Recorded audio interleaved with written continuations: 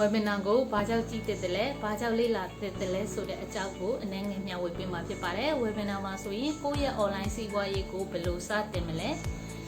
system နဲ့ခြေဆက်ပြီးဝင်ငွေရရှိအောင်ဘယ်လိုလုပ်ဆောင်နိုင်တယ်လဲ system နဲ့ခြေဆက်ပြီးလူတိုင်းဘာကြောင့်လုပ်ကင်နိုင်လဲဆိုတဲ့အကြောင်းလေးကိုအသေးစိတ်မျှဝေပေးထားတာဖြစ်ပါတယ်ပြီးတော့ affiliate marketing အကြောင်းကိုမျှဝေပေးထားတာဖြစ်ပါတယ်လူတွေဘယ်လို product မျိုးကိုဘယ်လိုထုတ်ကုန်မျိုးကိုလိုအပ်တယ်လဲကိုယ့်ရဲ့ထုတ်ကုန်ကိုလူတွေသိအောင်ဘယ်လိုနည်းလမ်းတွေနဲ့ပြောဆိုမလဲပြီးတော့ကိုယ့်ရဲ့ product လေးကိုထုတ်ကုန်လေးကိုဝယ်ယူမဲ့ the right people မှန်တဲ့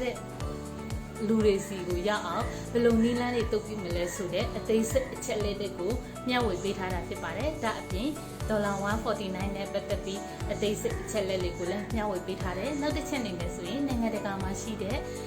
business partner တွေရဲ့